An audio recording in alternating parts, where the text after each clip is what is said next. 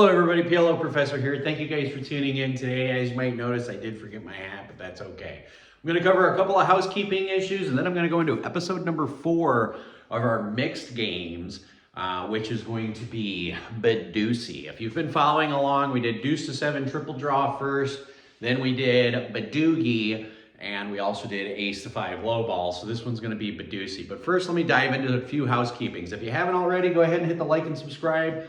Really appreciate it. Helps the channel. Definitely go ahead and share our channel to other members who are interested in learning in mixed games. If this is your first time watching the channel, thank you for tuning in. I have over 120, 130 videos. I actually have some playlists based on chalkboard series, cash and tournament vlogs, and then also what I call Life of a Grinder, which is a background information on the things that go through the life of a grinder that aren't on the felt. So definitely check those out if you haven't. Also, if you're going to be in Chicago in September, we have a meetup game scheduled. Right now we have 2 on the list, and you can text ahead of time. The texting information's down below to get added to the list. September 16th, we're going to be at the King's Hall in Lombard, which is a suburb of Chicago, Illinois. On September 16th, we're playing a 2-5 round-by-round PLO 4 and PLO 5 high-low, or Big O, round-by-round, round of each. Buy-in's going to be 200 to 1,000. Then it's going to be 75% match the stack after an hour. We are going to do a $10 small blind jackpot. I wish they would do this with every single cash game that is pot limit or no limit variety. It changes the dynamics of the game. Matter of fact, I actually emailed Tyler, the director of the WSOP, last week with the idea of, hey, you guys want new types of tournaments. Why don't you guys try implementing a small blind jackpot tournament? Instead of having a small blind and a big blind with a big blind ante, you have a small blind and a big blind, and the button puts in the big blind as an ante on the button. And the only person who could win that would be the small blind. If the small blind does not win it when the button moves, that person adds another big blind to the button, thus changing every GTO chart in the world that you could know of. Trust me, I think if we actually tried this out in a couple of Hold'em tournaments, all those GTO charts would go out the window, and you'd have people like me might be interested in jumping back into no limit Hold'em, because then we don't have to sit there and memorize a chart for hours on end. Of course, no limit Hold'em tournaments are breaking records, so they really don't need people like me. But it would be interesting if they started implementing a tournament every once in a while, call it the small blind jackpot tournament, because it would take every GTO chart out the window when you're sitting in the small blind and the big blind is worth 10 big blinds, or the small blind jackpot's worth 10 big buttons, 10 big blinds. All of a sudden, every GTO chart in the world's out the window. Plus, if you're the big blind and you see that the button has 15 big blinds on it, maybe that opens up your game to play a little bit more, because you're going to be next up to have that chance to win that. So it changes the dynamics quite drastically. I think it would be an interesting mix. Like, you don't have to make it the featured event, but I think if Tyler threw that in some kind of small circuit events, I sent him an email. I have his direct contact information. I said, hey, let's try this. I said, if you like this tournament idea, I've got more in the works for you. So hopefully somebody out there in the interwebs is checking this information out, and they're like, I'll go ahead and try this. And I did tweet Doug Polk, who asked for different tournament ideas about a month and a half ago, 4 new tournament ideas. And I tweeted him and I said, hey, I've got some great tournament ideas for you. I didn't explain any of them, but I said, if you're interested, go ahead and PM me as somebody who believes I'm a strong innovator of the great sport of poker, if you will. Dive into today's episode, which is Badeucey. So, Badeucey, as you guys can imagine, is the combination of Badeucey and deuce to 7 triple draw. And if you haven't seen either of those videos, go ahead and click on some of the videos in the past. But Badeucey, you have 4 cards, and deuce to 7 triple draw, you have 5 cards. So of course, Badeucey, you're going to end up getting 5 cards. And that's key knowing that, because if you're going for half the pot, there's a lot of times in which you can dump your low hand to go for a Badeucey because you have 5 cards and not 4. Okay, now also because you have 5 cards and not 4, there is a little bit of a different draw strategy. But the nut Badeucey, as you guys know, the nut deuce to 7 triple draw is 2, 3, 4, 5, 7.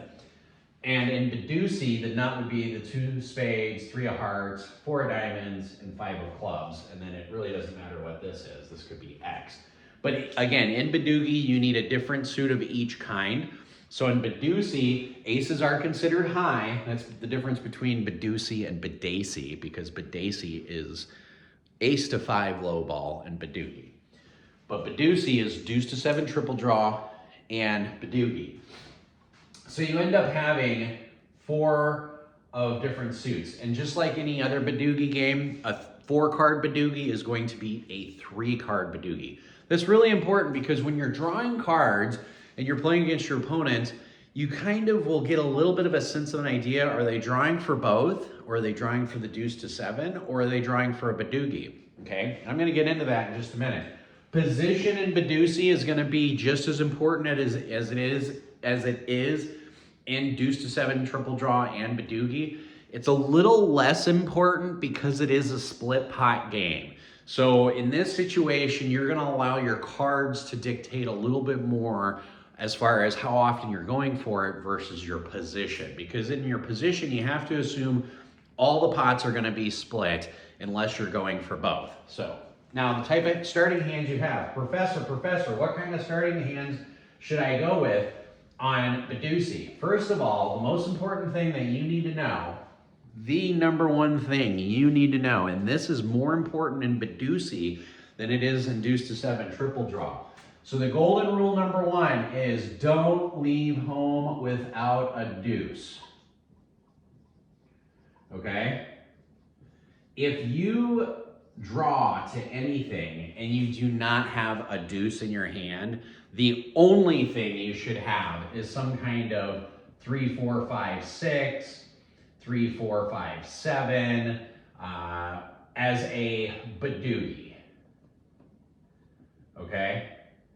You're not drawing these to keep low. Well, 3, 4, 5, 7 you're going to draw to keep low. But if you do not have a deuce in your hand and you have even an 8 Badeucey, like an 8, 6, 4, 3, this is generally not going to be good for the Badeucey side.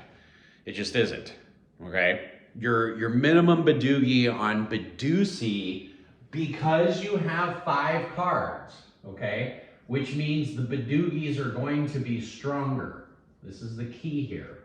The Badeucey in this one is the key that messes everybody up. If you're playing Badeucey, the Badeuceys are going to be a lot stronger. So all the same principles for deuce to 7 apply, which means if you have like an 87 low for deuce to 7, proceed with caution. This is just a quick review.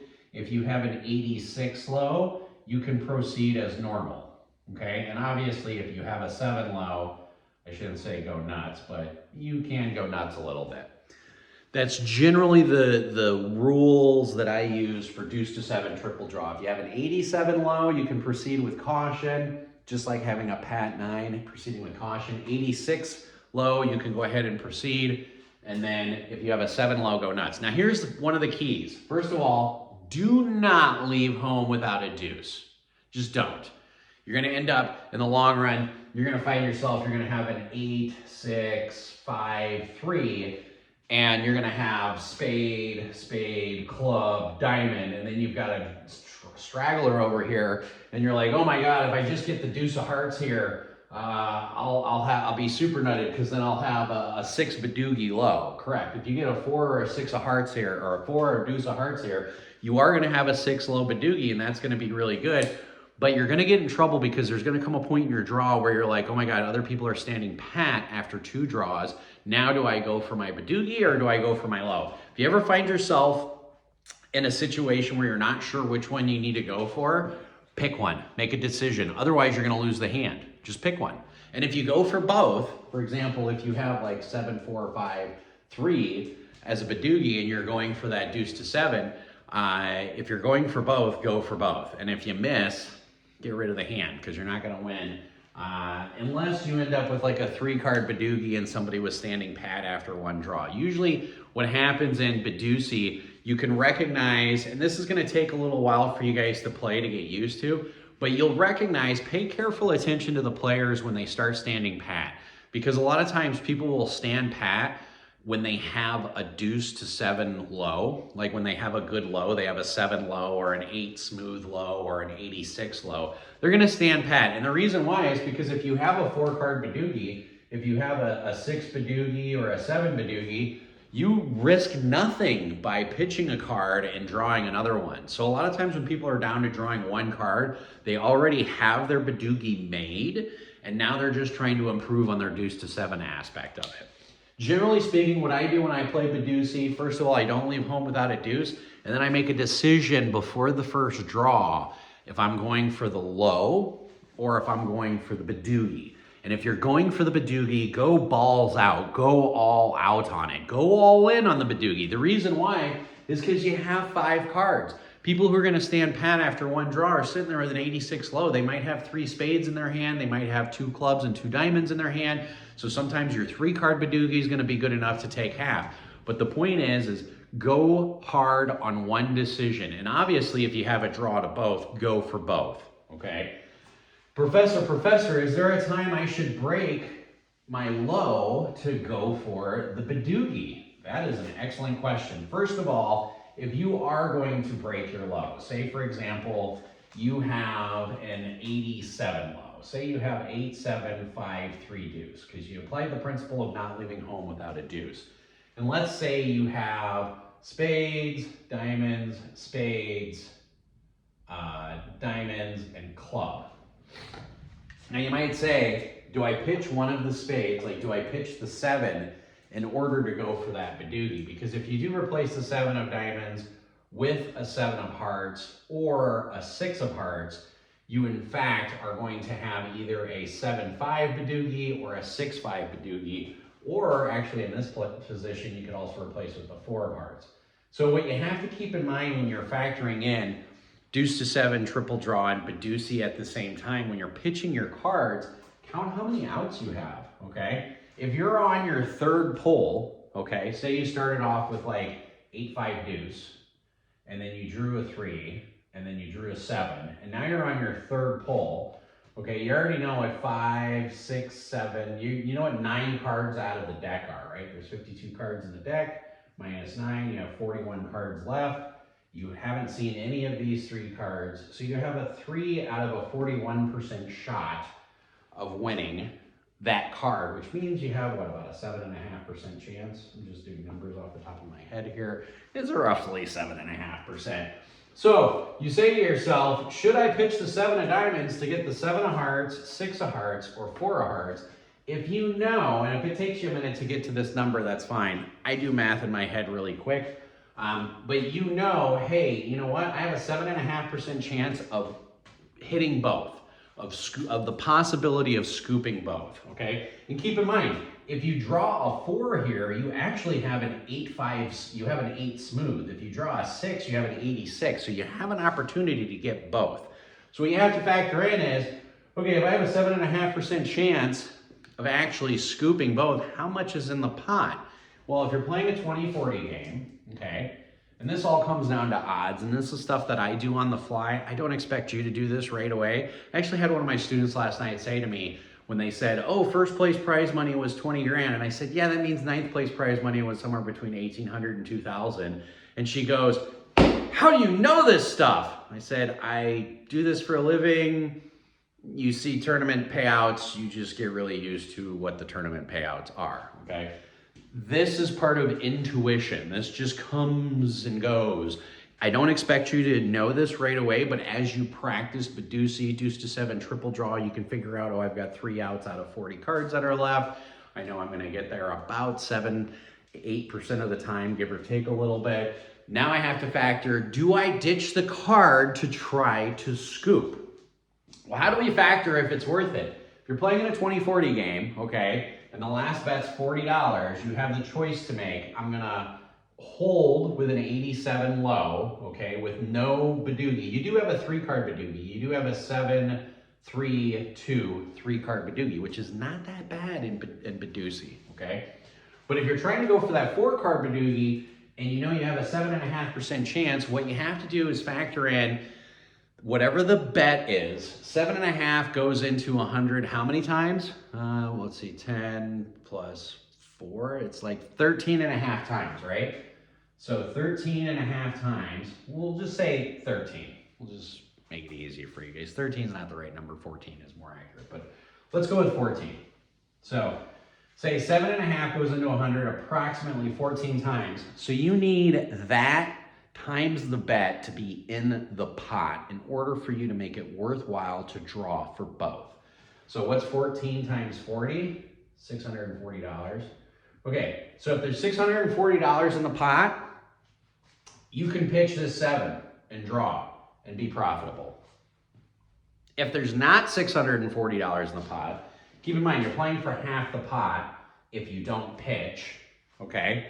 If you don't pitch, you're only playing for $320, but if you pitch, there has to be $640 in the pot in order for you to make it worthwhile to go for both, okay?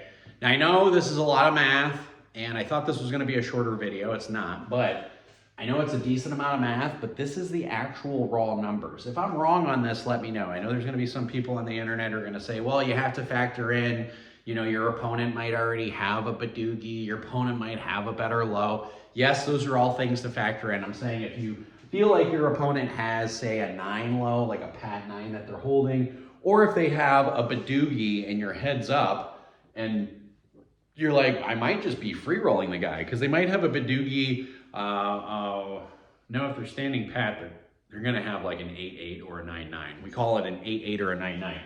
What I mean by that is if you end up drawing, say, the 4 of hearts, you have an 8 smooth, 8-5-4-3 deuce for deuce to 7, and then we call that, you have an 8-5-4, you have an 8-4-3 deuce, Badeucey. So we call this an 8-8. I have an 8-5 low and an 8-4 Badeucey. So when you turn your hands over, if you're playing Badeucey for the first time and you're watching people play and they turn over their hands and they say I have an 85 and an 8-4 Badeucey, they're telling you I have an 8-5 low and an 8-4 Badeucey. They're telling you that just because they're trying to speed up the game because it's a timed rake. So again, when you're at a timed rake game, it's funny how players will turn over their hands really quick and not wait to see what everybody else has, where in raked pot games, people are holding their hands and they're like, what does everybody else have? Timed rake players are like, no, let's get it over with as fast as possible, move on to the next hand. But yeah, these are the actual numbers. Whether or not you should break, okay, that gives you an idea if you should break or not. But for the most part, the biggest thing you need to know, don't leave home without a deuce. If you're playing Badeucey and you're on your second pull and you don't have a deuce in your hand, you're playing it wrong. Period, end of story. I hope you guys have liked this video. Let me know what you guys think. Let me know what your strategies are for Badeucey. Badeucey, admittedly, is one of the weaker games of mine, of yours truly. But I do play it. I do enjoy it. You need to know how to play it, and that's basically the main strategy. Don't leave home without a deuce. That's about it. Play smart, everybody. Run like a god.